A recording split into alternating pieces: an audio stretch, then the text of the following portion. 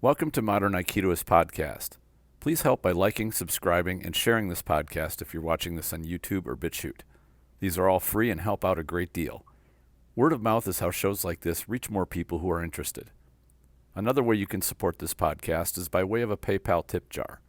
You can leave a donation of any amount you like or set up a monthly donation just like Patreon or Subscribestar. There's a link in the description. I sincerely appreciate your interest and support. The sword holds a special place in the hearts of most Aikido practitioners. There's some dispute about the influence of the sword in armored combat in the lineage of Aikido, but that doesn't mean these did not influence it. Although we see many photos and film of Morihei Ueshiba wielding a wooden sword, there's no evidence that he had any formal training in the sword. I think human combative behavior being what it is very likely the techniques of Aikido had a history to them. They were not entirely made up by either Sakaku Takeda or Morihei Ueshiba. Martial arts which are contrived and manufactured with no basis or influence of other martial arts are more of a modern phenomenon. Back to the sword. One cannot talk about sword combat without thinking of Miyamoto Musashi, probably the most famous swordsman of all time. There are elite swordsman warriors from throughout history, but Musashi holds a special place as probably the most recognized figure when it comes to the sword. There is no such figure who does not have exaggerated tales told of their exploits or accomplishments. Some are true, others not, but the truth usually lies somewhere in between. I think one of the major reasons he is so famous is due to the book that he wrote on strategy named Go-Rin no Sho, or the Book of Five Rings. The book isn't what made him famous. The fact that he defeated 80-some opponents in personal duels and was never beaten or killed in battle were the reasons he earned his renown. The book is what helped spread his name and legacy in our modern age. Just a mention on the book itself, it really is amazing. It is a book I have come back to repeatedly for over 25 years. I'll admit it's a very difficult read, almost cryptic. It is concise and almost painfully so. Musashi was not a talented writer and a man of few words. When you are writing a book at 70 years old while living alone in a cave 400 years ago, you're probably not going to be abundant with your words. The thing about the book that I find most remarkable is that every time I go back to read it, I discover something new that I did not pick up on before. Perhaps because a certain level of understanding is necessary for some statements to make sense. Some are simple and straightforward, but others are puzzling. I highly doubt anyone today comprehends everything within it, and I would be wary of trusting anyone who claimed to. There are amazing insights within it, though, which I have found success in applying. For that reason, it is definitely on the must-read list for any martial artist or strategist. There is some interesting history in regards to Musashi that's not widely known. It's been several decades since I researched this, so forgive me if I might be a bit off with exact details. The first thing that I found very interesting about Musashi was that he favored a wooden sword. In his first single duel, he used a typical metal-bladed sword. For the other 80, and probably more, he used a wooden sword. I always wondered why that was, and never came across any real explanation for it. As I thought about why he chose this, a few things came to mind. First, he was a samurai. He certainly owned a katana, so he didn't use wood because that was his only option. In reading his book, clearly he was not haphazard or absent-minded at all. Everything he did for a reason. A duel was serious business, often leaving one of the duelists dead, so I'm sure he had a very good reason for it. Metal swords and wooden swords each have their own advantages and disadvantages. First, the metal sword. Advantages is they are very sharp and require only a light cut to do serious damage. A wooden sword requires more impact to cause injury. This means more power and bigger motion to affect the target. Maybe Musashi wasn't worried about this factor.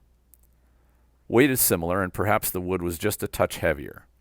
With swords, even a few ounces can make a difference in handling, with heavier weapons being slower. The wielder's strength can improve the speed of a heavier sword, but there are limits to this. It's physics, and that cannot be overcome by muscle.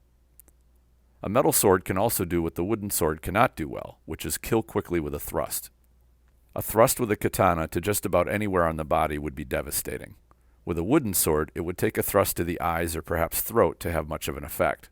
Otherwise, it would just hurt a bit. In a highly adrenalized scenario like a duel, this pain would be mild and likely have no appreciable effect. With these advantages to the metal-bladed sword, why go with a wooden one? A few reasons which come to mind are, 1. Wood is far more durable, at least good hardwood is. Wood is less likely to break in combat. Metal swords can be damaged by bending, chipping, or breaking. Wood is just far more resilient. 2. If something did happen to the wood, such as being nicked or dinged, it would be cheap to replace. Musashi was not a wealthy man. In fact, he lived like a peasant. Given that samurai were seeking him out and challenging him on a regular basis, it would be expensive to keep having to pay to repair and maintain your sword. 3. He could use different lengths and weights of swords as suited to the situation. One of the most remarkable stories of one of Musashi's duels was that of Ganru Island. A famous samurai challenged Musashi. This young samurai was famous for using a slightly longer than normal blade, and thus having the advantage of range. Musashi found this out and carved an even longer blade out of a boat oar as he was being rowed to the island for the duel. This young samurai was very talented and used his favorite attack. Musashi defeated him with the boat oar sword that he carved, but sustained a cut on his forehead in doing so. They both knew their range extremely well. It's often said that the Suburi style of bokken was fashioned after the simple carved boat oar that Musashi used. This is probably the Middle Ages equivalent of young basketball players wearing the same brand of shoes that the superstar player wears. If you're successful with something, others will try to copy that success right down to the tiniest detail. The choice of the wooden sword seems to indicate that Musashi didn't find thrusting very important. Perhaps he would use thrust to the eyes, or feints to the eyes at least, to elicit a response. A wooden sword needs impact to finish off an opponent. Also keep in mind that Musashi didn't just knock down opponents or injure challengers. Most often, he killed them. That means a very hard impact, which requires much more strength and better form than with a razor-sharp sword. There is a school of Japanese swordsmanship which still exists today called Niten Ichi-ryu. This ryu claims an unbroken lineage to Musashi's sword techniques and teachings. There are very few dojos and instructors of it, and it's very difficult to find. It's probably wise to question the claim of direct lineage, too, for a number of reasons. First reason is, how accurate will techniques and teaching be which have gone through 400 years of distortions between teacher and student? I find it very difficult to believe that the practice and application of Musashi's approach remained intact in that long span of time. In Aikido, the techniques and approach have struggled to remain intact, and many have not, in just the 50 years since O-sensei passed. The idea that Musashi's teachings survived unaltered for 400 years seems unlikely.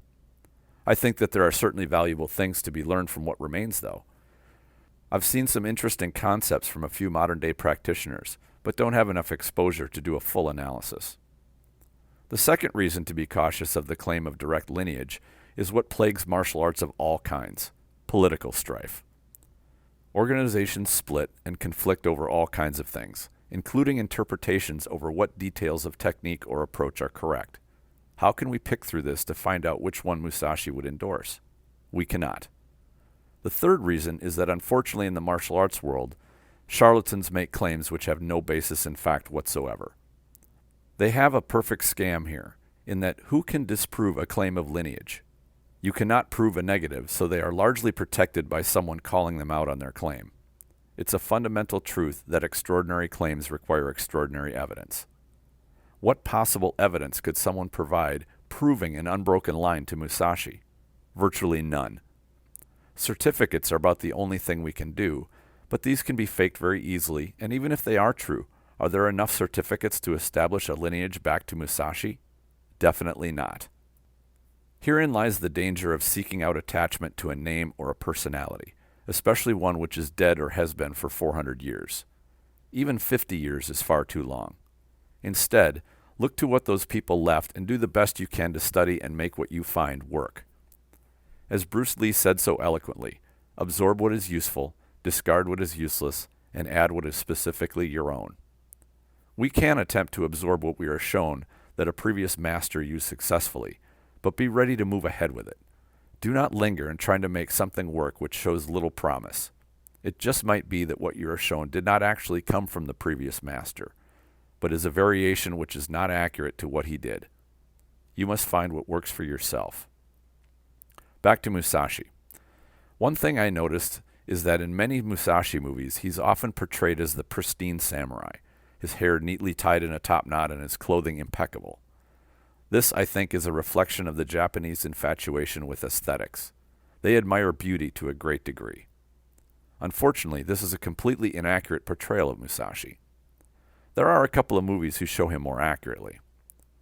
Most accounts of Musashi indicate that he was an unkempt man with ratty hair who was known to not bathe for extended periods of time. He was poor and lived more like a peasant than an aristocrat. Given our bodies are a direct reflection of what is going on in our minds, his behavior also indicates a certain lack of concern. Or maybe it was highly focused concern that had nothing to do with personal hygiene. Musashi was famous for violating what was standard accepted behavior for samurai. For example, he would often set or agree to a duel at a prescribed time, say 9 a.m. To the samurai, keeping an appointment by being on time was considered a matter of personal honor. To be late was an insult. There are accounts of Musashi sleeping all morning after scheduling a duel. In some cases, he would arrive well after noon, making his opponent sit in frustration and anxiety for a few hours. His challenger would get insulted and more upset as the hours dragged on. Probably starting to doubt his abilities as he did so, he would become more mentally flustered. In modern football terms, they call this icing the kicker. Make him take time to contemplate what is ahead. Make him become more anxious and afraid. In Musashi's case, he would sleep in, eat a leisurely breakfast, and let his opponent stew on the deadly duel that was about to take place. This created a mental advantage. Musashi was also extremely unpredictable. In another account, this one later in his life, he was known for two things: showing up late to duels and killing the challenger. In this case, he showed up early and hid. His challenger showed up with a group of samurai instead of alone. Musashi didn't wait around to find out if the group was going to attack him, so he jumped out unexpectedly and killed them all. Musashi certainly was not a gentleman, and didn't play by the accepted rules of society. Maybe he played by some and disregarded others. We'll never know for sure, but it seems evident that when his life was on the line, he had little regard for etiquette or protocol. According to what I read when I was younger, Musashi did not use a wooden sword for battle. Instead, he used metal swords, and he wielded one in each hand. This was very unusual for the time. Short swords were generally viewed as backup weapons. Another influence of the Musashi era was that of the jo. The jo is another weapon that Aikido practitioners use quite a bit. The connection to Musashi is that a young samurai went to challenge Musashi and used a 6-foot spear. Knowing that Musashi was not above an ambush, this young samurai decided to ambush Musashi. He did so as Musashi was sitting in a garden. Musashi beat him handily, but did not kill him. The young samurai was dejected and went into the mountains to contemplate his defeat. It occurred to him that his long weapon was too slow and limited in movement. His solution was to cut it down shorter so that it was longer than the sword, but not so long that it was slow. A shorter weapon is far more maneuverable. He honed his techniques with this new, more agile weapon for a year or two, and I forget how long exactly it was, and then went to challenge Musashi again. After the duel, both sides claimed victory, but it was pretty clear that in fighting for more than half an hour that the two fought to a standstill. It's the only account of Musashi not achieving decisive victory rather quickly. Now, are the techniques that this young samurai used the same ones we see in Aikido today? Who knows? They might be, or not. We will never be sure. The jo strikes and techniques in Aikido appear to come out of O-sensei's background, which is largely bayonet work. This is fairly well established. I've also heard that he studied sojitsu, which is spear fighting, but there appear to be no certificates to establish that. He may have trained in spear fighting. One thing to note, though, a spear or bayonet has a sharpened tip. A plain stick doesn't have the same ability to cause injury that a sharpened tip does. This will fundamentally change the application and use of the weapon. Musashi is a fascinating man, and what he left us in his book is profound. I highly recommend it. What do you think? Please share your ideas in the comments if you are watching this on YouTube, or go to the Facebook group Aikido the Martial Side and post a comment. The Spirit Aikido Online program is now live. Subscribers get access to video training and mentoring to techniques and training methods that I've adopted from other martial arts to make my Aikido more practical. There's a link in the description section. I invite you to check it out. I always enjoy hearing from listeners of the show, whether through comments or questions. Thank you all for sharing your interest. Enjoy your training.